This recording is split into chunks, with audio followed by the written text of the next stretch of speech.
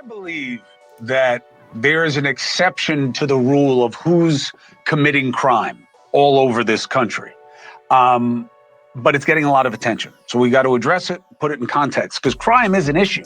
And a lack of prosecutions is a part of the issue, whether people like that or not. Now, last month, remember the story where these migrants, I think there were 5 of them, 19 to 24, literally attacked cops in Times Square. Literally tried to beat up cops. And then they let them out with no bail, which goes to a change in prosecutorial, let's say, mentality, because it's not really philosophy, that I believe is attributing to the problem. Today, 5 of those men were arraigned and sent to Rikers, okay? At least 2, now, here's the story, belong to a notorious Venezuelan street gang known as El Tren de Aragua, okay? How many people heard of El Tren de Aragua?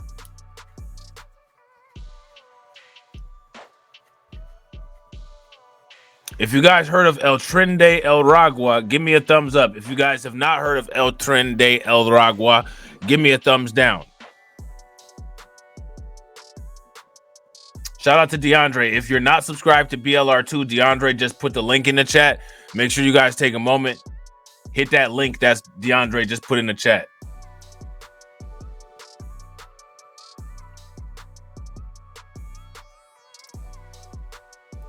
Okay, now, some believe that El Tren is teaming up with organized crime. Now, why do I make sure I say the name right? Because I don't want them coming after me. That's why. Usually, I don't care if bad guys, how they feel about me pronouncing their name. But with these guys, you know, you got to be careful. So they are creating super gangs by having different criminal organizations come together. This is true.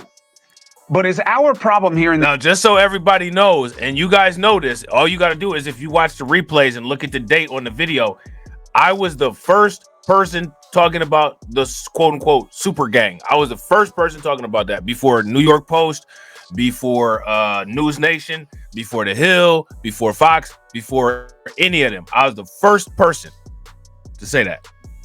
You know what I'm saying?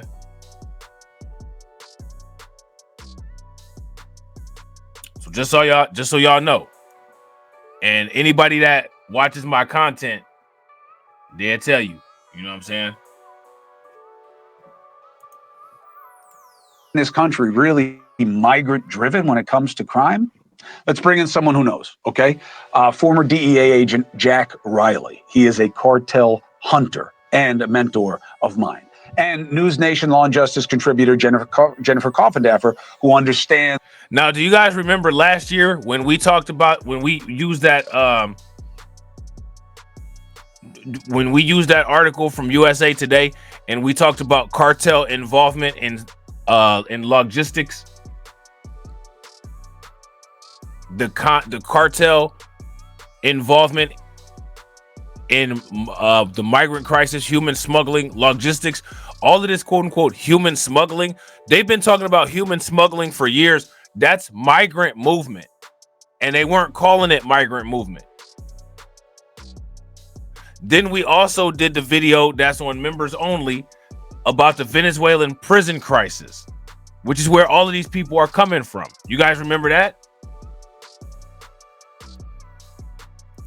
The context in society and how these cases are made. Thank you both, especially on a Friday night.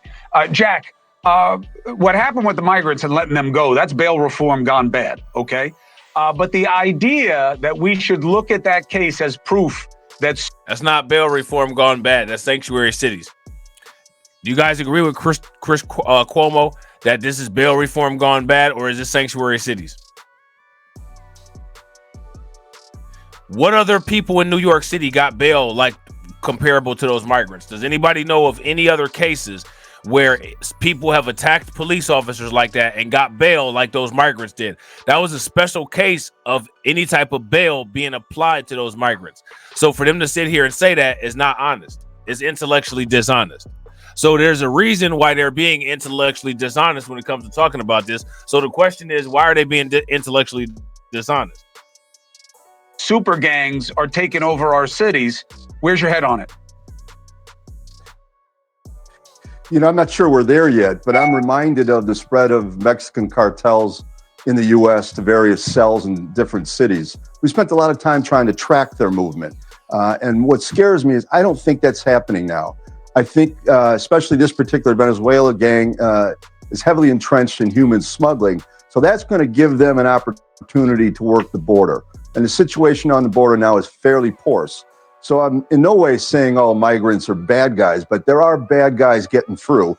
And they're like franchises. They're going to go where, number one, they feel comfortable, they have camaraderie, they have their culture, and they can make the most money from committing crime. And we're beginning to see that, I think, in New York, along the border, Chicago, and some other large cities. It reminds me, and I hope we don't have to learn the lesson again, of what happened in the 80s when the Cubans and the Marilito boat float, where we literally lost track of thousands of hardened criminals. Well, what that shows is that these people don't learn their lessons.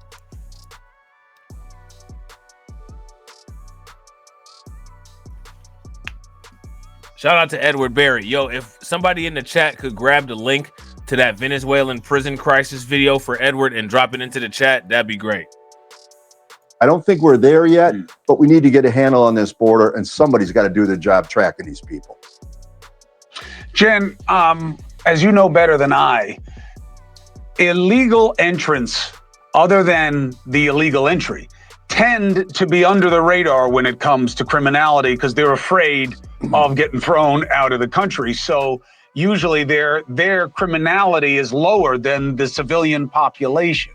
But it really works to frighten people. That's not true. When Europeans came to the United States, their criminality was far higher than the native indigenous population that was already here.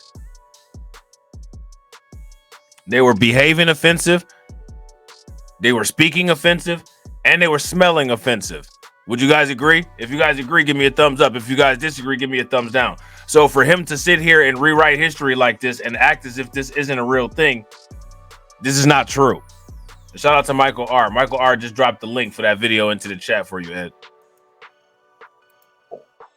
What do you believe the context is of what is making crime Shout out to Val. control What's in the good, country Val? now?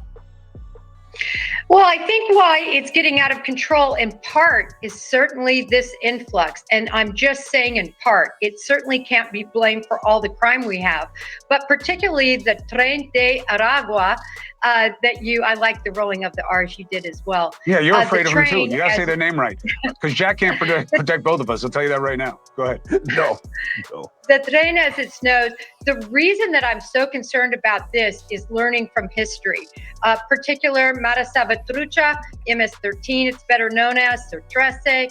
These gangs that originated from the South are very dangerous. And this particular gang is actually, the head is Nino Guerrero. And he is in prison in Venezuela, but gets to get out and run things from the prison. The prison is really more of a safe haven for these gang members. So again, we talked about the Venezuelan prison system last year.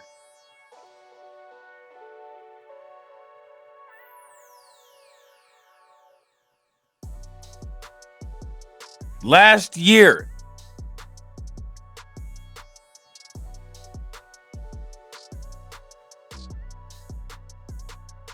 Here's my question for you guys.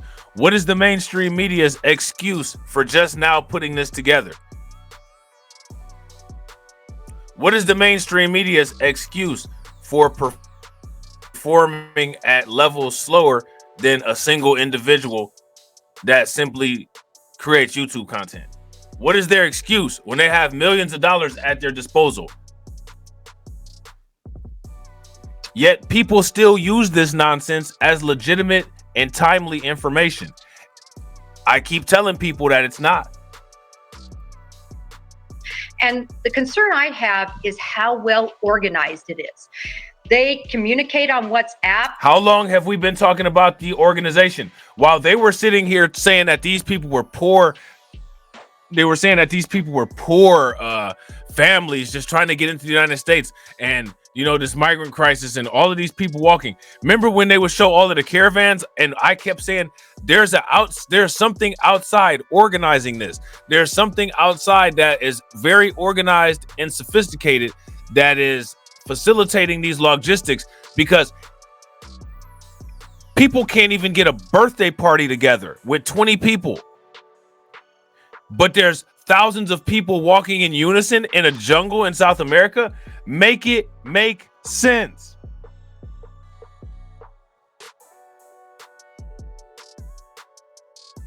Make it make sense. And the concern I have is how well organized it is. They communicate on WhatsApp. They communicate to individuals in New York that are in these migrant settings. And they've actually contracted them, if you will, to conduct a lot of this crime, including the moped crimes that have almost tripled. And so all of that is really concerning because of the organization of it all, Chris.